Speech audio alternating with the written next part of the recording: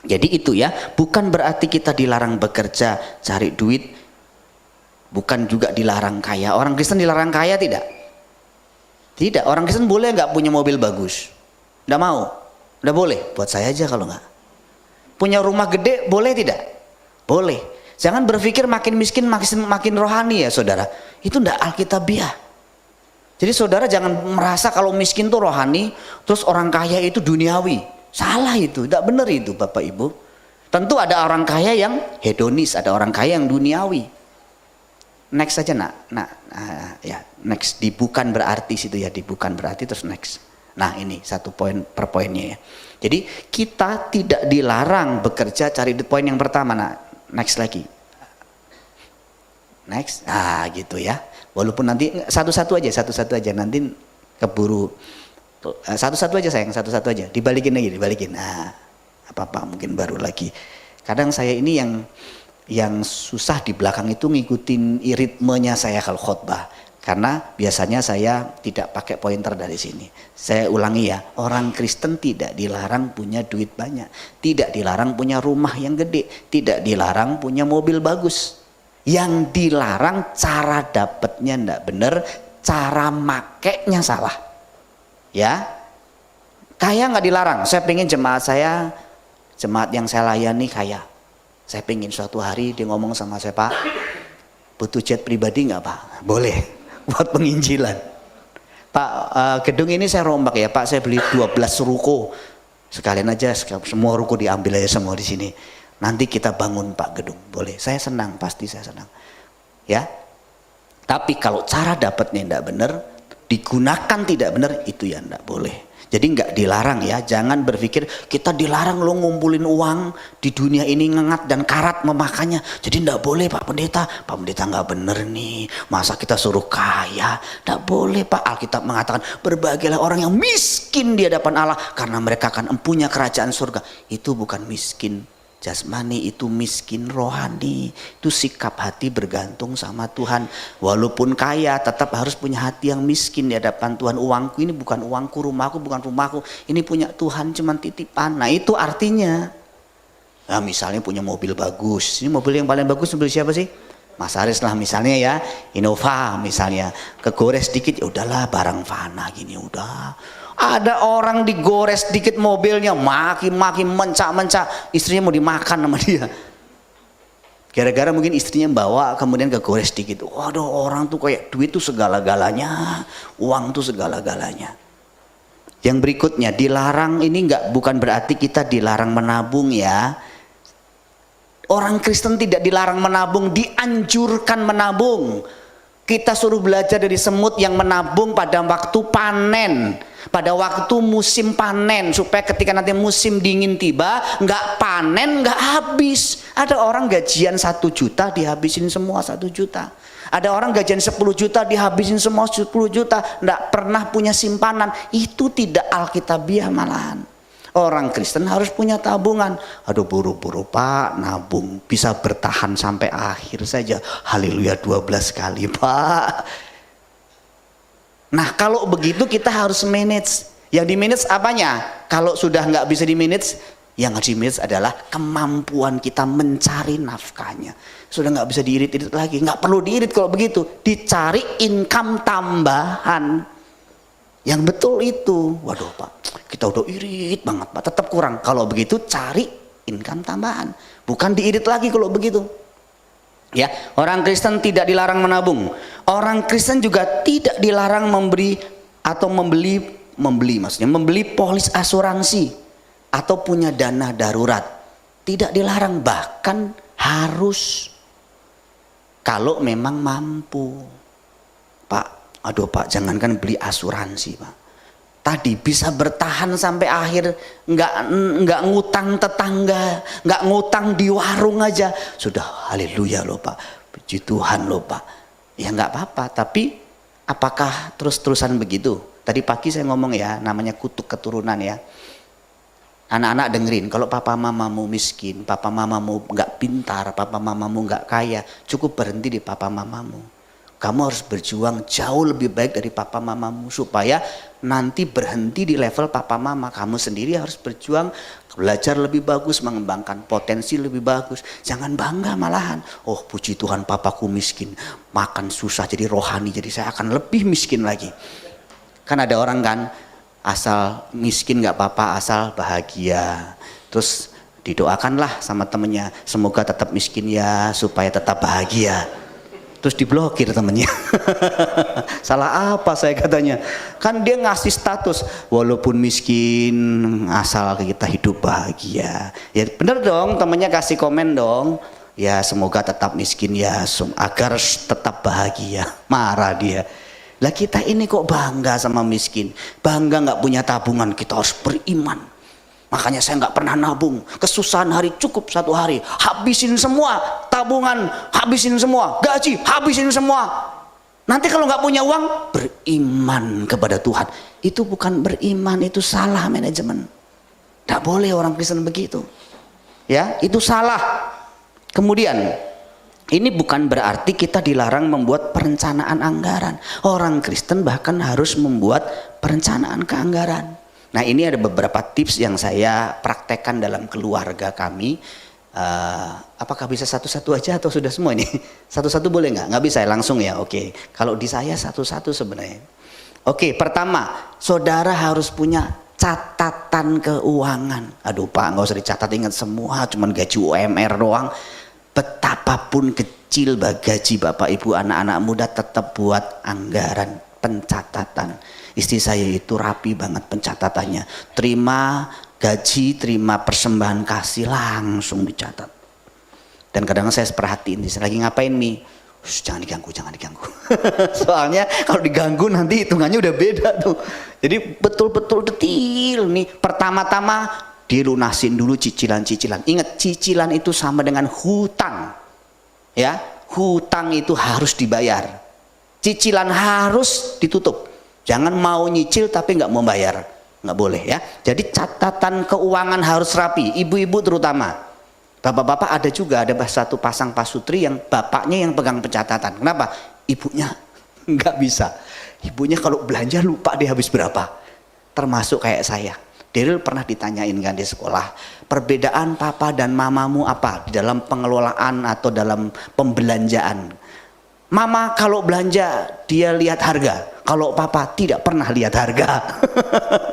Jadi kalau saya makan, saya belanja, saya tidak pernah lihat harga, bukan karena saya nggak lihat harga, karena saya sudah tahu harganya kurang lebih berapa. Misalnya saya beli ikat pinggang, saya tahu kurang lebih harganya berapa. Saya makan di satu restoran, karena saya tahu restoran ini harganya kurang lebih berapa, saya tahu. Bukan karena saya nggak lihat harga. Tapi kadang-kadang ada orang saya ajak makan nih. Saya pernah ajak makan satu anak muda, sekarang udah menikah juga. Hei, kita makan yuk di soto seger gitu. Yang ditanya bukan enak enggak. Ditanya mahal enggak. Terus dosen saya pernah ngomong gini, saya mau tahu cirinya orang miskin sama orang nggak miskin waktu makan, katanya. Kalau orang miskin tanya harga. Saya canda juga sama dia.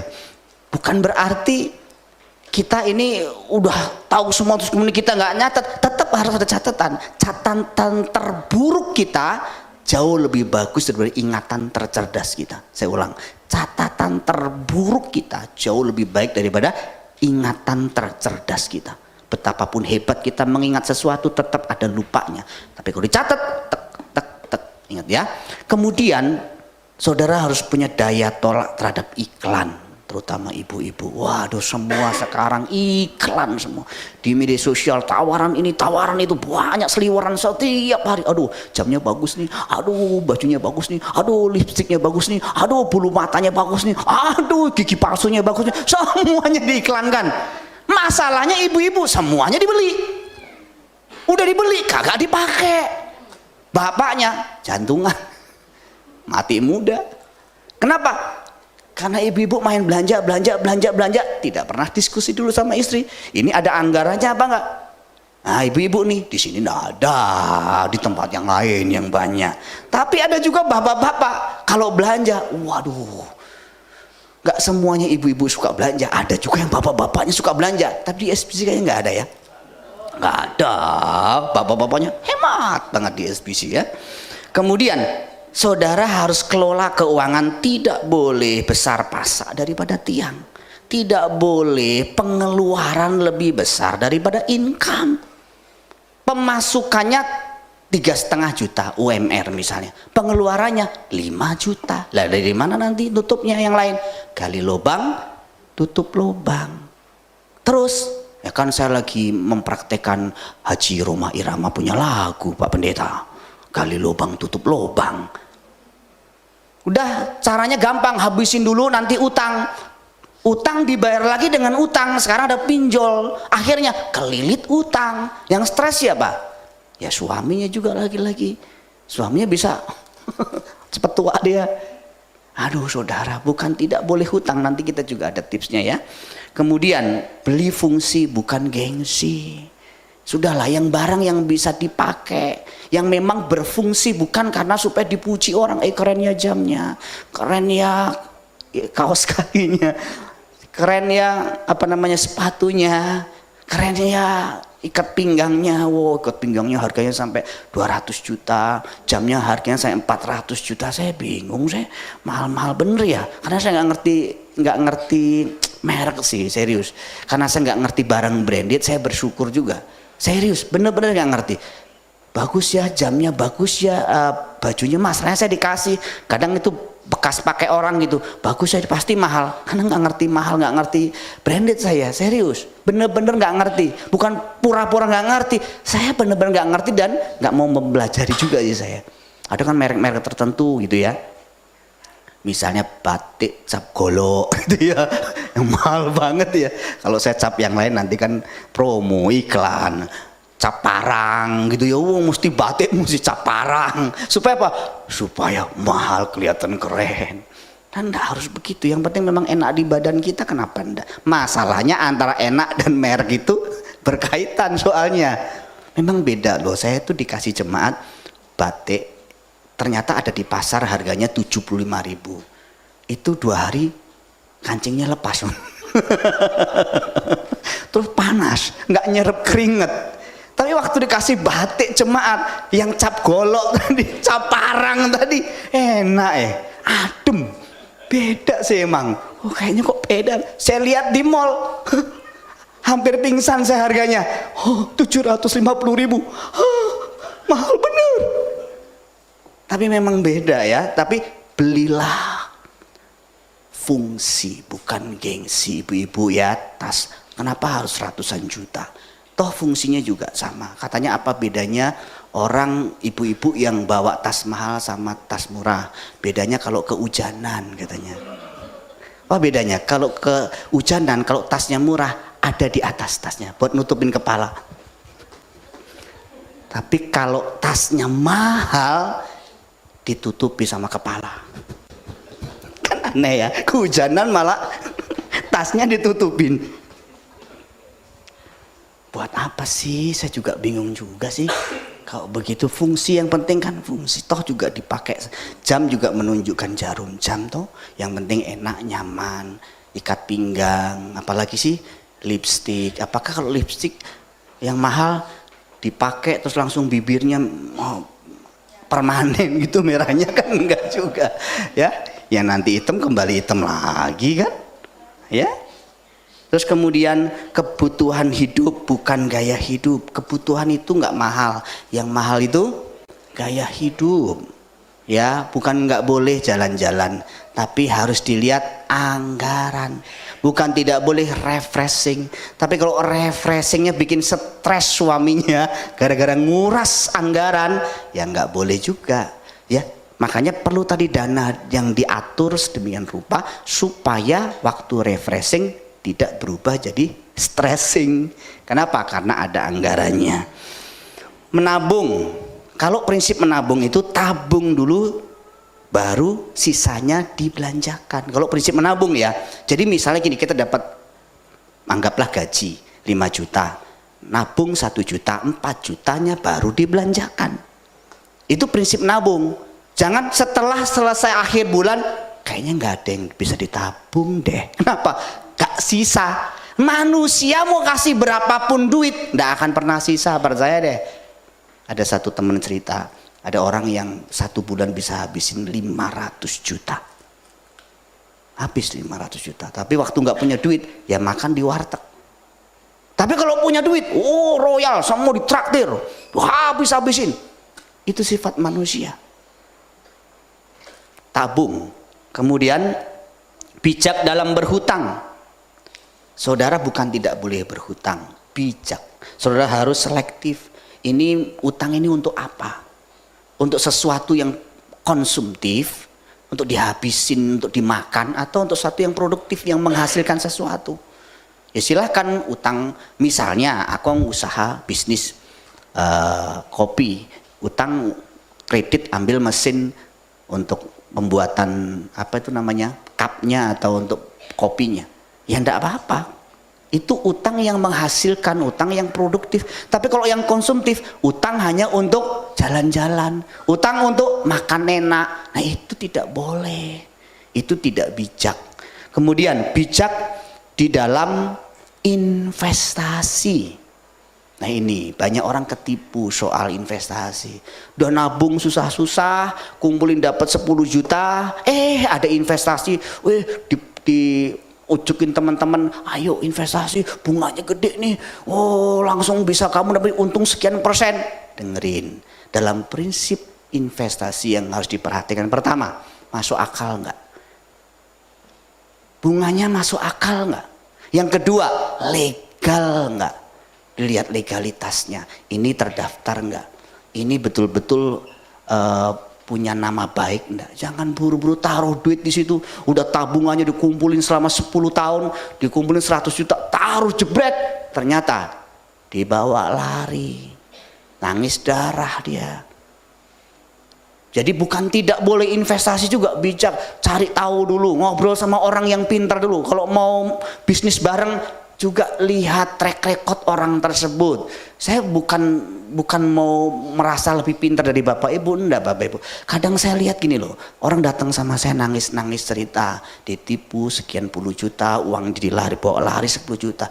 Lah, ini kan hal yang sangat basic, ditipu soal hal-hal yang basic, multi level marketing lah, apalah, alasannya jual produk ini nanti dapat keuntungan ini, itu banyak bohongnya. Yang jelas-jelas aja deh ya. Kemudian belajar memberi. Apa hubungannya pengelolaan dengan memberi? Adalah cara kita membuka tingkap langit. Waktu kita memberi, kitab suci mengatakan maka kita diberi. Ketika kita memberi, kita sudah punya latihan mental kaya sejak kita dalam bahkan kekurangan. Sisihkan. Kalau prinsip memberi adalah sisihkan bukan sisakan. Jadi bedakan antara memberi dan menabung. Kalau menabung, tabung dulu, sisanya belanjakan. Tapi kalau memberi, sisihkan 10%, 15% untuk memberi. Sisanya baru kita pakai untuk pengelolaan. Prinsip ini tidak bisa ditawar. Mungkin untuk orang tua kita, mungkin untuk pekerjaan Tuhan, mungkin untuk sesama kita, sisihkan. Baru kita pakai yang lainnya. Bukan sisa. Kalau kita memberi sisa, tidak pernah kita bisa memberi. Waduh, gimana bisa memberi Pak? Nggak tersisa sama sekali. Nah, nggak akan mungkin. Kalau kita mau memberi dari sisa, itu juga tidak berkenan. Sisihkan dulu, baru kita bisa memberi. Yang berikutnya, saudara harus hati-hati dengan jebakan dosa keuangan. Apa itu jebakan dosa keuangan? Serakah, kikir. Serakah itu kita nggak tahu berterima kasih sama Tuhan, ngerasa kurang terus, berapapun duit kita kurang, itu bisa serakah. Kikir itu kita nggak mau berbagi. Cinta uang segala-galanya. Waduh, kalau saya pernah baca satu statement begini ya, bagus ya statementnya, satu quote. Kalau orang itu demi uang dia bisa lakukan apapun juga, jangan pernah berpikir orang itu bisa setia dan bisa punya karakter yang baik. Orang kalau hanya demi uang dia bisa lakukan apapun, jangan pernah dia bisa setia. Jangan pernah berpikir orang ini bisa setia, tidak bisa. Kalau orang rela melakukan apapun demi uang, kadang-kadang Bapak Ibu ya, kita harus melepas uang demi persekutuan dengan Tuhan, demi persekutuan dengan sesama, demi hubungan kita yang baik dengan keluarga. Mencuri, hutang yang tidak bayar. Ya, mencuri dan hutang yang tidak bayar mirip-mirip. Orang yang hutang tapi nggak bayar sebenarnya juga mencuri. Makanya hati-hati berhutang. Makanya kalau ketika kami punya hutang, Bapak Ibu, pendeta punya hutang nggak? Pendeta juga punya hutang. Waktu kami renovasi rumah itu, kami sempat berpikir mau utang ke bank. Karena rumahnya benar-benar hancur, rusak, rayapnya mengerikan sekali. Semua sudut ada rayap. Waduh, kita baru ngerti setelah kita bayar. Waduh begitu, waduh gimana nih ya. Mau gadein sertifikat sekalipun sudah SHM atas nama istri saya, enggak bisa. Kenapa? Alasannya pendeta tidak bisa utang. Tidak dikasih utang. Apa yang kami lakukan? Kami hutang. Kami dipinjamin kartu kredit dari jemaat, dari Epin, Sugi, dari Akom. Kita bayar tiap bulan, utamain. Semua kebutuhan yang lain, keinginan yang lain kita stop dulu. Artinya kalau ini sudah dibayar baru kita boleh termasuk makan di luar. Kalau yang ini sudah dibayar. Jadi ada orang nih ya, utangnya belum bayar, tapi dia masih bisa foya-foya, masih bisa beli barang branded, masih bisa jalan-jalan. Jangan Bapak Ibu, utamakan dulu bayar utang. Jadi saya utamakan, saya selalu tanya sama istri saya, Mi, kartu yang bayar sama Epin, untuk sama Epin udah Pi, ini hari terakhir. Kalau nggak salah hari terakhirnya mungkin sebulan lalu atau 2 bulan lalu ya Pin ya. Kapan sih terakhir kita selesaiin? 3 bulan ya. Kita utamain dulu. Selesai itu sama adik saya, kan itu 2. Renovasi sama adik saya Sadi. Di, saya bayar separuh dulu ya, saya transfer beberapa 1 bulan yang lalu saya transfer separuh dulu. Jadi artinya apa? Bagi kami utang itu kalau enggak kami bayar sama dengan mencuri. Dan saya harus menjadi teladan buat jemaat.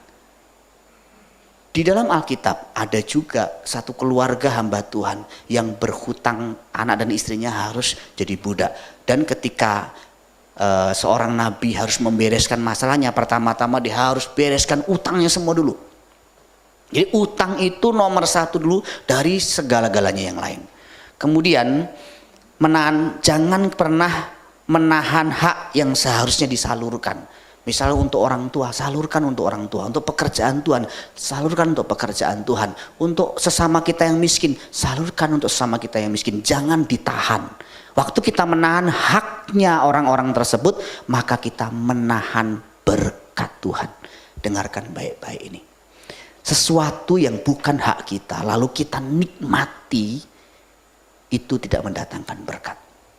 Sesuatu yang sudah menjadi hak kita lalu kita salurkan dan kita kehilangan hak itu, Tuhan akan perhitungkan dan akan diganti berlipat kali ganda. Ini prinsip kitab suci yang harus kita tahu. Jadi Tuhan tidak pernah berhutang. Aku punya hak dong untuk senang-senang, aku punya hak untuk beli barang branded. Kan ini duit hasil kerja kerasku. Ada seorang ibu cerita sama saya, dia sayang banget kalau beli tas mahal. Dia lebih senang uangnya dipakai untuk mendukung pekerjaan Tuhan, untuk membantu orang miskin. Saya bilang, saya angkat jempol. Dia bisa beli barang mewah, dia bisa ganti mobil barunya. Tapi dia memilih menyisihkan itu untuk membantu, mendukung pekerjaan Tuhan atau untuk membantu orang miskin. Saya senang, saya bangga. Tapi dengerin, ada bagian kita, ada bagian orang lain, ada bagian orang tua kita yang memang harus kita salurkan. Anak-anak muda dengerin, waktu engkau sudah mulai punya penghasilan, belajarlah untuk menyisihkan, bukan menyisakan untuk orang tuamu. Apalagi kalau orang tuamu sudah tidak bekerja, itu tidak bisa ditawar. Kecuali orang tuamu mampu, kecuali orang tuamu kaya, orang tuamu memang sudah punya penghasilan khusus, tidak masalah. Kayak kami, saya sama mama saya. Eyang itu tidak punya penghasilan khusus. Saya, adik saya, Sri sama Sadi, komit setiap bulan kami salurkan. Tapi untuk mama dari istri saya yang sudah masih aktif bekerja, punya penghasilan, kami tidak berikan rutin. Tapi momen-momen tertentu seperti ulang tahun, Natal, kita belikan kado. Kita belikan HP baru misalnya. Kita belikan tas baru. Jadi bentuknya berbeda-beda. Nah, mari kita lihat sekarang apa kalau begitu arti mengumpulkan harta di surga. Kalau bukan bicara tadi soal larangan-larangan tadi. Yang dimaksud dengan mengumpulkan harta di surga itu lalu apa? Jadi mengumpulkan harta di surga juga bukan berarti kita serahkan semua aset kita ke gereja. Ya, kita kumpulkan harta di surga, mari kita rame-rame kasih rumah kita, mobil kita ke gereja. Nah, itu tidak betul. Itu tidak benar. Jadi kalau ada pendeta mengajarkan kalau kita kumpulkan harta di surga sudah akan diberkati, mari jual mobilmu, rumahmu, aset tanahmu, kasih semua buat gereja. Saya tidak setuju. Saya menentang pertama kali. Alkitab tidak pernah mengajarkan itu. Dalam Kisah Rasul ada seorang bernama Barnabas yang menyerahkan seluruh hartanya untuk pekerjaan Tuhan, tetapi tidak banyak, tidak semuanya. Memang ada orang-orang yang punya karunia memberi, yang punya hati memberi lebih daripada yang lain, tapi tidak semuanya. Barnabas kita nggak tahu dalam Kisah Rasul 4 apakah Barnabas ini dia punya keluarga apa enggak. Ananias Safira dia pernah jual ladangnya, separuhnya dikasih untuk pekerjaan Tuhan, tapi dia bilangnya semuanya dikasih. Dan Petrus marah. Petrus ngomong, kenapa kamu mesti bohong? Itu tanah-tanah kamu, aset-aset kamu. Kamu nggak kasih juga nggak masalah, karena itu harta kamu, kata Rasul. Kalau kamu kasih separuh, bilang aja separuh. Kalau kamu kasih 100%, bilang aja 100%. Kenapa kita mesti bohong? Kenapa Bapak Ibu mesti bohong? Nggak perlu. Gereja juga tidak boleh memanipulasi jemaatnya, suruh mobil dijual buat gereja, buat pendetanya supaya pendetanya kaya. Enggak, saya tidak setuju itu. Serius. Saya tidak menolak juga kalau dikasih mobil ya. Asal Bapak Ibu punya mobil lebih dari satu misalnya. Kalau Bapak Ibu naik motor, saya naik mobil, ya saya nggak tega lah. Lu bisa-bisanya Bapak Ibu kasih, ada satu jemaat, dia punya 2 rumah. Rumahnya satu dikasih untuk gereja, rumah yang bagus, sertifikatnya ini bagus, tapi rumah yang dipakai dia terus tanya dong, majelis tanya, pengurus tanya, Bu ini rumah kok Ibu kasih gereja buat pembangunan gereja, dan rumah Ibu nanti gimana? Ya Pak, kami masih ada rumah petak satu untuk tinggal, nggak apa-apa rumah ini buat gereja, kami tinggal di rumah petak aja. Menurut saya satu sisi itu luar biasa, tapi sisi lain sebagai pengurus, kalau misalnya ini ada pengurus begitu, ada baiknya diberi nasihat. Kalau tadi punya 2 rumah, satu kecil satu gede, nggak harus kasih yang besar, apalagi anaknya banyak, kasih aja yang kecilnya. Saya lebih setuju begitu. Kalau punya mobil 3, satu dikasih gereja juga kita nggak masalah. Tapi kalau satu-satunya dikasih buat gereja, lah kalian naik apa? Kami nggak apa-apa Pak, kami berkorban Pak, kami mau naik mikrolet. Yakin nanti nggak ribut, nggak perang dunia ketiga tuh rumah. Yakin. Kalau memberi juga harus sepakat ngobrol suami istri. Pak, kita mau memberi untuk pekerjaan Tuhan. Jangan malah habis memberi ribut, khilaf. Memberi kok khilaf. Lo ada loh satu gereja kalau nantang memberi, saudara silakan maju ke depan. Bawa HP saudara, bawa emas saudara, cincin saudara. Ada saudara bener-bener lari ke depan, kasih cincin, kasih antingnya, kasih jam Rolexnya, kasih. Ya pendetanya mah seneng-seneng aja. Tapi habis pulang katanya anaknya nangis. Ma, huntingku udah nggak ada. Loh, kenapa dek? Tadi ada tantangan memberi di gereja, nah, aku kasih deh. Loh kok dikasih? Iya aku digerakkan Tuhan. Itu bukan Tuhan, bisa juga emosi. Buktinya apa? Dia nyesel habis ngasih. Kalau dari Tuhan nggak akan nyesel. Kasih yang terbaik silahkan, tapi tetap kayak pakai akal budi, ngobrol suami istri. Kalau istri nggak setuju, suami nggak setuju, nggak usah. Serius, saya lebih setuju begitu. Kemudian ini juga bukan sekedar memberi persembahan, mengumpulkan harta di surga, bukan sekedar memberi persembahan. Nah kalau begitu apa? Mari kita lihat artinya. Mengumpulkan harta di surga adalah semua hal yang kita pikirkan, kita katakan dan lakukan di dunia ini yang memiliki dampak kekal. Ingat. Jadi bukan sekedar persembahan, bukan juga ngasih uang semua ke gereja, tapi semua hal yang kita pikirkan, yang kita katakan, yang kita lakukan di dunia ini, tapi dampaknya sampai kekal. Nah apa saja itu? Tentu yang pertama, ini bicara tentang iman. Iman itu dampaknya kekal, imanlah yang membuat kita masuk neraka atau masuk surga. Jadi pertama, apakah kita menerima atau menolak Kristus? Itu dampaknya sampai kekal. Waktu saudara menolak Kristus, saudara pasti masuk neraka. Walaupun saudara ngasih sumbangan ke gereja 1 rumah, tapi nolak Kristus, masuk neraka. Nah Nah saya mau tanya sama saudara, kalau misalnya saudara kita dari Muslim atau dari Buddha, mereka nggak mau terima Yesus sebagai Tuhan dan Juru Selamat, tapi nyumbang gereja, gimana? 1 miliar, terima nggak? Terimalah, kalau saya mau terima. Apa artinya? Di mana hartamu berada, di situ hatimu berada. Pertama-tama mungkin hartanya dulu, setelah itu hatinya, boleh. Tapi kalau sampai matinya, walaupun dia nyumbang 1 rumah 1 miliar ke gereja, tapi nggak menerima Yesus sebagai Tuhan dan Juru Selamat, kira-kira mati masuk mana? Ya masuk neraka. Kita kata Alkitab, kata kitab suci, sekalipun nyumbang uang 1 miliar ke gereja, tapi kalau nggak menerima Kristus sebagai Tuhan dan Juru Selamat, mati, ya masuk neraka. Yang berikutnya, ini bicara mengenai perbuatan baik, jahat, hina atau mulia kita. Semua yang kita lakukan yang hina, dampaknya kekal. Yang mulia, dampaknya kekal. Ya, misalnya ya, kita jahatin orang, kita tolong orang, kita baikin orang, itu dampaknya bukan di dunia ini, dampaknya sampai kekekalan. Makanya saudara, semua perbuatan kita baik dan buruk itu semua ada catatannya, ada arsipnya di kekekalan. Itu dampaknya kekal. Makanya ingat ya Matius pasal 25 ayat 41 ayat 36 sampai terus 46. Waktu Tuhan bicara, Tuhan memisahkan kambing dan domba, masih ingat kambing dan domba? Kepada domba Tuhan bilang, "Sabas hambaku yang setia, mari masuk ke tempat yang disediakan Bapa sejak semula untuk kamu." Kenapa? Karena waktu aku lapar kamu kasih aku makan. Waktu aku kedinginan gak punya pakaian kamu kasih aku pakaian. Waktu aku di penjara kamu datang mengunjungi aku.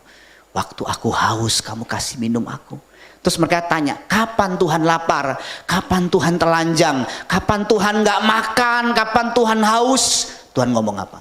Apapun yang kau lakukan untuk hambaku yang paling hina ini, kau melakukannya untuk aku. Waktu kita tolong orang miskin, waktu kita bantu orang, kita melakukannya untuk kerajaan Allah, kita melakukannya untuk kekekalan. Makanya dampaknya kekal. Jadi jangan anggap kita cuma berbuat baik kecil-kecil itu, jangan anggap nggak diarsip sama Tuhan, itu diarsip sama Tuhan. Ya saudara, semua kebaikanmu diarsip, termasuk kejahatanmu. Ya, pikiranmu yang jahat, yang nuduh orang, yang asumsi, yang gosipin orang, itu semua diarsip juga. Ya, jadi nggak ada orang bisa bebas, benar-benar bebas. Yang berikutnya ibadah. Makanya kitab suci mengatakan ibadah itu punya manfaat di dunia ini juga di dunia yang akan datang. Orang yang ibadah itu sebenarnya, kata ibadah tersebut bukan hanya ibadah dalam arti ibadah minggu ya. Itu mencakup latihan rohani, termasuk ibadah raya seperti ini. Jadi di sana ada, misalnya ada doa, ada berpuasa secara Kristen, ada memberi bagian dari ibadah, membaca kitab suci, ikut kelas pemuridan, itu bagian dari ibadah. Itu dampaknya kekal, Bapak Ibu. Serius. Waktu kita doa pagi bareng, waktu kita doa pagi pribadi di rumah, waktu kita ikut pemuridan, waktu ikut komsel, waktu kita ikut kelas-kelas pemuridan, pembinaan rohani, kita ikut retreat, itu dampaknya bukan hanya di dunia ini, sampai kekekalan. Nah ini yang luar biasa. Jangan pernah anggap remeh Bapak Ibu ya. Apa sih gunanya komsel itu? Ya cuman gitu-gitu doang. Apa sih gunanya ibadah itu cuma duduk berdiri nyanyi-nyanyi, kasih persembahan pulang, dengerin ngomongan pendeta dimarah-marahin lagi. Buat apa saya ibadah? Dengerin. Ibadah itu bisa kamu bawa dampaknya sampai kekal. Buat apa memberi buat pekerjaan Tuhan, buat apa memberi buat gereja? Udahlah, saya pakai juga minum-minum nggak ada bedanya. Dengerin Bapak Ibu. Di mana hartamu berada, di situ hatimu berada. Ada orang yang kalau untuk minum, buka minuman ya, sama teman-teman, dia nggak sayang habis 5 juta, habis 10 juta. Tapi kalau masukin ke kantong kolektor, cari yang paling kecil. Ini mana nih dari paling kecil? 1, 2, 3, 4, 5, 2000. Tapi kalau nraktir teman, 2 juta, 5 juta, 10 juta, retret 100.000, berat benar 100.000. Aduh Tuhan, ini aku harus sangkal diri, pikul salib. Jalan-jalan 5 5 juta sendiri, 10 juta sendiri, habis. Kagak sayang. Padahal dampaknya lebih kekal mana? Ini dampaknya kekal. Kalau kita ngerti ini, kita nggak akan sayang kalau kita memberi. Termasuk saya mau tanya, kalau rumahnya dipakai buat komsel, dampaknya kekal tidak? Kekal. Saya cuma pengen tanya sih, saudara kalau pengen diberkati, terus pengen punya rumah besar, pengen punya mobil bagus, tujuannya apa sih? Pernah memperkarakan sama Tuhan nggak sih? Tuhan, aku pengen punya rumah besar. Terus Tuhan tanya misalnya, buat apa memang? Ya supaya bisa dibanggain lah sama tetangga-tetangga, sama teman-teman lama. Kalau reunian kan, wah rumahnya besar. Apa begitu? Apakah saudara nggak memperkarakan sama Tuhan? Tuhan, aku pengen punya rumah besar. Terus Tuhan tanya lagi, buat apa kong rumahnya? Ya supaya bisa buat komsel. Karena teman-teman ini komsel susah. Saya punya kerinduan ini. Terakhir saya minta sama Tuhan, Tuhan sudah nggak cukup Tuhan komsel Filipi di rumahku. Serius, saya mulai berdoa. Boleh nggak ya kalau Tuhan titipin berkat rumah depan itu. Kalau Tuhan titipkan, saya mau beli. Kemudian saya mau rombak, plong di bawah kosong hanya untuk komsel. Di atas mungkin bisa 2 kamar untuk pastori. Siapapun yang mau tinggal, nginep malam bisa. Pernah gak kita juga punya pikiran begitu? Bukan hanya aku punya rumah yang besar supaya orang bisa puji aku, orang bisa angkat-angkat aku, orang bisa bilang aku keren, aku hebat, aku diberkati. Apa gunanya itu? Itu gak ada gunanya sama sekali. Tuhan tidak dipermuliakan semua itu. Kalau kita punya mobil banyak buat apa? Supaya kita punya mimpi begini, Tuhan. Satu lagi Tuhan, kalau bisa mobilnya buat apa? Kalau nanti retreat butuh kendaraan, catering butuh kendaraan, aku bisa berkata silahkan pakai. Ini mobil punya Tuhan, bukan punyaku, hanya titipan, pakai saja. Dan latihannya kecil-kecil. Waktu Pak Franky bilang, Pak motornya dipakai nggak Pak? Bisa nggak dipakai Pak? Jemput-jemput, silahkan Pak. STNK saya kalau perlu BPKB saya kasih. Serius saudara. Loh, saya baru kenal Pak Franky belum lama waktu itu yo, belum setahun kan, sampai sekarang juga belum setahun. Ini Pak, malah saya nawarin duluan, bukan Pak Franky tanya, Pak ini motor kalau bisa dipakai Pak, karena kasihan orang. Pak Franky tarik 3, habis itu balik lagi, Pak Agnesius juga tarik 3 balik lagi, udah tarik 3 masih balik lagi. Saya bilang, nih Pak pakai Pak. Ini kalau Pak Franky nggak balikin gimana? Nah apa-apa. Itulah kepercayaan. Saudara, kalau orang berani mempercayakan kepada saudara hartanya, itu berarti memang orang itu bisa dipercaya. Saudara tanya, kalau pinjam uang di bank 5 juta syaratnya susah nggak? Apa namanya? UMKM atau apalah ya. Itu dapatnya 5 juta, persyaratannya ya ampun. Kalau ada orang minjemin uang tanpa persyaratan, hanya modal kepercayaan, itu berarti memang orang itu bisa dipercaya. Tadi saya bisik-bisik sama Pak Franky kayak tamu undangan. Silakan Pak, silakan. Sama Ibu Dini kayak udah tamu undangan. Bagus dong, rapi ibadah. Ini salah satu teladan loh, ibadah rapi. Janganlah kalau bisa ibadah, kalau bisa mandi lah ya. Berikutnya pelayanan. Pelayanan artinya memberi kontribusi. Ini yang sampai kekal ya.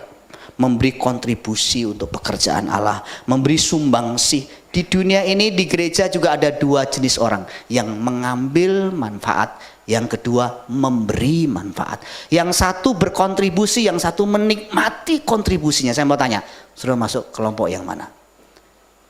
Saudara kalau mau berdampak kekal, bilang Tuhan aku mau memberi kontribusi untuk pekerjaan Tuhan ini. Mungkin aku gak bisa kasih uang, tapi aku kasih tenaga Tuhan. Aku mau ikut doa Tuhan, aku mau ikut kunjungan Tuhan. Aku mau bersih-bersih, bantu Pak Joko bersihin gereja Tuhan. Aku mau lakukan apapun, ini kontribusi namanya. Ada orang yang bisa nyumbang duit, kasih duit. Kalau gak bisa nyumbang duit, doalah minimal. Ya, ada doa, ada dana. Tapi ada orang-orang tertentu memang hatinya tuh limpah. Yang untuk pekerjaan Tuhan, sampai sekarang SBC belum ada sih begitu. Belum ada dalam konteks yang seperti gambaran yang saya dapat dari teman saya. Teman saya bilang gini, gerejanya itu sudah 20 tahun di Lego. Nanti saya khotbah di sana bulan Februari. Jemaatnya juga dari menengah ke bawah kayak Filipi lah ya. Yang menarik adalah ada 1 waktu jemaat mampunya, dia ngomong gini, Pak kalau dibangun ini berapa Pak kira-kira? Maksudnya ya bangun semua termasuk isinya semua kurang lebih 3 miliar sampai 4 miliar. Satu orang tanggung semua. Itu yang tadinya gubuk loh, jadi istana. Dan bukan hanya itu, yang tadinya datang motor-motor butut, sekarang BMW, Mercy pada berdatangan. Karena orang kan begitu saudara. Biasanya orang tuh melihat tampilan luarnya. Kalau gedung sudah bagus, biasanya yang datang juga beda. Tadinya di gang-gang sempit, nanti mobilku takut digores. Tapi waktu parkiran sudah bagus, gedungnya mewah, pendetanya dinaikin haji. Bukan naikin haji, mesti dibawa ke Israel. Saya lihat, waduh postingannya ke Israel. Ini pendeta sederhana 20 tahun melayani jemaat yang tidak mampu. Tapi Tuhan bisa ubah lewat satu orang yang mampu. Ditanggung semua. Oh saya lihat luar biasa itu. Terus kemudian mencegah pembusukan rohani menjadi garam dan terang dunia. Di mana ada perceraian, di mana ada KDRT, di mana ada kriminalitas orang Kristen. Punya andil, jangan terjadi. Jadi hakim yang bagus, jadi dokter yang bagus, jadi konselor yang bagus. Dan itu kontribusinya kekal. Kemudian menolong, memperhatikan, dan membawa damai. Menjadi peacemaker. Lawannya peacemaker apa? Troublemaker. Saudara kira-kira peacemaker atau troublemaker di gereja? Di masyarakat. Apa bedanya? Peacemaker itu yang ribut didamein. Kalau troublemaker, yang udah damai dibikin ribut. Ada nih tipe orang ya, dia masuk pasti ada keributan. Ada aja pokoknya. Ini namanya peacemaker atau troublemaker. Kira-kira saudara troublemaker atau peacemaker? Hadirlah di masyarakat. Waktu saudara datang adem. Nggak ada lo, nggak rame. Seneng kalau Pak Yaya datang. Kenapa? Bawa roti, bawa kopi, bawa senyuman, halo Pak Franky. Tapi ada juga datang bawa keributan, bawa masalah. Jangan ya saudara ya, di gereja ini kita perlu peacemaker yang banyak. Di masyarakat, di tempat kita tinggal kita perlu peacemaker yang banyak ya. Nanti di Dasana saya berdoa Pak Franky jadi ketua RT, jadi ketua RW. Saya berdoa Pak Yahya jadi ketua RT, ketua RW-nya. Supaya apa? Mendamaikan banyak orang, memberkati banyak orang. Itulah yang disebut mengumpulkan harta di surga. Bukan sekedar memberi persembahan. Memberi persembahan hanya bagian kecil. Tapi juga bukan memberi semua harta kita ke gereja. Ya, jadi saya tidak setuju. Tapi kalau mau memberi boleh aja. Saudara mau kasih saya ini, kan ada juga yang bawa sertifikat tanah, ada yang bawa buku tabungan, buku deposito, saudara. Saya bingung juga itu gimana caranya ya. Ada orang begitu, karena iming-iming berkat 100 kali lipat. Ini sama dengan judi. Tidak boleh Bapak Ibu. Tidak salah memberi, Tuhan tidak berhutang. Tapi kalau tujuannya memberi iming-iming diberkati 100 kali lipat, itu namanya gambling, namanya judi. Tuhan memang tidak berhutang, tapi sikap mental judi, transaksi tidak boleh di hadapan Tuhan. Tuhan Yesus memberkati kita sekalian. Amin. Yuk kita berdiri bersama-sama dalam hadirat Tuhan. Firman Tuhan mengatakan, latihan badani terbatas gunanya, tapi ibadah itu berguna dalam segala hal. Karena mengandung janji, baik untuk hidup ini maupun untuk hidup yang akan datang. Ibadah adalah upaya kita mengumpulkan harta di surga. Ibadah bukan saja ibadah raya seperti ini. Ibadah adalah segala sesuatu yang kita lakukan untuk memuliakan Tuhan. Di rumah kita ibadah dengan berdoa, misbah keluarga. Itu ibadah kita. Di tempat kita kerja dengan jujur, dengan baik, tanggung jawab. Itu ibadah kita. Waktu kita mengambil waktu berpuasa secara khusus, melatih penguasaan diri kita, itu ibadah. Waktu kita menyisihkan harta kita sekian persen untuk mendukung pekerjaan Tuhan, membantu orang miskin, untuk menolong keluarga kita yang susah, itu ibadah. Waktu kita belajar firman Tuhan bareng-bareng, ikut pemuridan, komsel, itu ibadah. Ibadah memiliki manfaat yang sangat besar di dunia ini sampai di dunia yang akan datang. Itulah yang dimaksudkan Tuhan, kumpulkan bagimu harta di surga. Tidak ada ngengat, tidak ada karat yang akan mengambilnya. Tidak ada orang yang bisa mengambil jatahmu. Apa yang kau tabur, itu yang kau tuai. Kau menabur berkat, kau menabur kebaikan, kau menuai berkat, menuai kebaikan. Kau menabur kata-kata yang jahat, kau menabur kata-kata yang buruk, kau menuai keburukan. Hidup ini adalah taburan. Ayo Bapak Ibu saudaraku sekalian, saya mengajak saudaraku sekalian untuk mulai praktek mengumpulkan harta di surga sejak dini. Bayangkan suatu hari kita tutup usia, kita pulang kembali ke rumah Bapa, dan malaikat membuka arsip kebaikan, arsip praktek firman kita selama di dunia ini, dan kosong, blank, putih. Kenapa? Karena selama kita hidup di dunia, kita hanya mengambil manfaat, kita hanya mengambil dan menerima, tapi kita tidak memberi kontribusi. Kita hanya mengambil manfaat dan bahkan memanfaatkan orang, tapi kita tidak menjadi pribadi yang bermanfaat bagi banyak orang. Kita hanya dilayani dan dilayani selama kita menjadi orang Kristen. Tidak pernah kita melayani orang lain, tidak pernah kita membantu orang lain. Kita dibantu, ditolong bertahun-tahun, tapi kita tidak pernah belajar membantu, menolong orang lain. Kita tidak punya tabungan di surga. Saudara, jangan. Suatu hari saudara akan kecewa, bukan karena sudah masuk neraka, masuk surga, tapi nggak punya harta di sana, kosong. Karena selama hidupmu di dunia, kau tidak pernah memberi kontribusi apapun, tidak pernah berbuat kebajikan buat sesamamu. Ketika engkau hadir di masyarakat, kau tidak membawa dampak apapun. Kau tidak memberi manfaat apapun di masyarakat di mana engkau tinggal.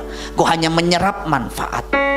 Kau hanya menuntut apa yang Pak RT, Pak RW bisa berikan kepadamu. Waktu engkau bergereja, engkau hanya menuntut apa yang pendeta bisa berikan kepadamu, apa yang PKS bisa berikan kepadamu, apa yang teman-teman seiman bisa berikan kepadamu. Selama engkau hidup di dunia, dompetmu, saudara, kunci rapat-rapat, tidak pernah dibuka untuk orang lain. Selalu habis hanya untuk memuaskan perut dan hawa nafsu. Sekarang harus dirubah, sisihkan untuk mendukung pekerjaan Tuhan, untuk menolong orang miskin, untuk membantu keluarga orang tuamu yang hidup sederhana, kesulitan keuangan. Saudara, percayalah, Allah tidak pernah berhutang. Apa yang kau tabur, kau tuai. Teman-teman yang melayani, dengarkan baik-baik. Saya tidak pernah bisa menggaji saudara. Betapapun saya kaya, saudara melakukan banyak hal yang mengagumkan, dan terkadang saya menangis di kaki Tuhan.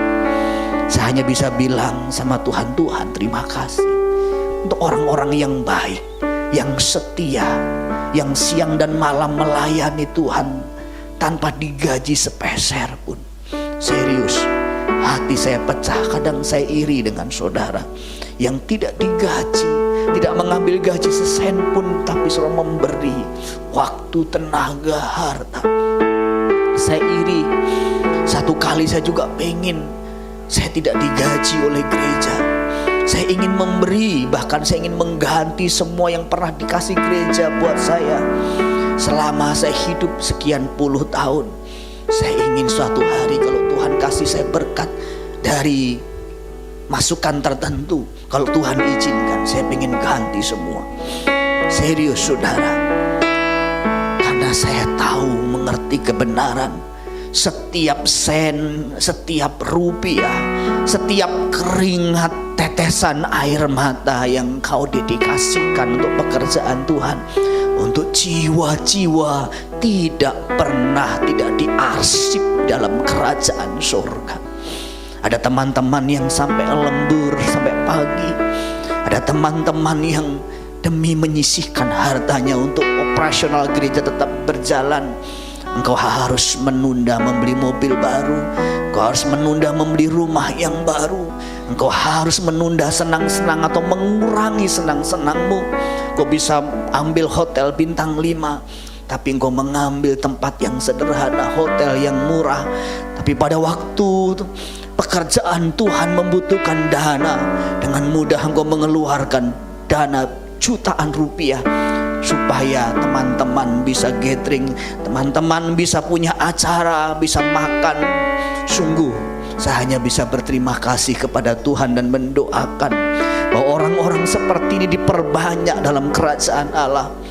Saya pernah berkata kepada satu anak murid saya yang waktu itu ikut saya pelayanan dari nol. Dia lulus SMP, dia tidak punya apa-apa dan mau pergi ke Taiwan hanya untuk cuci piring. Dia melayani bersama dengan saya dari nol, nyapu, ngepel. Dan beberapa tahun kemudian dia bisa beli rumah cash 2,5 miliar. Saya mengatakan sama dia, saya tidak bisa menggaji kamu, saya tidak bisa membayar kamu, tapi percayalah Tuhan yang saya layani, Tuhan yang kau layani siang dan malam dengan tulus ikhlas akan membalasnya. Dia tidak pernah berhutang. Saudaraku sekalian, waktu hidup di dunia ini singkat. Janganlah kita menabur hal-hal yang buruk dari perkataan kita, sikap dan tingkah laku kita. Taburlah kebaikan jadi harta di surga kita. Yuk, hal-hal kecil yang kita bisa lakukan, kita lakukan untuk kebaikan sesama kita, untuk kemajuan pekerjaan Tuhan. Saya berdoa, yang kau taburi akan kau tuai sesuai dengan kitab suci. Saya berdoa bagi saudara yang merasa lelah, jemu berbuat baik.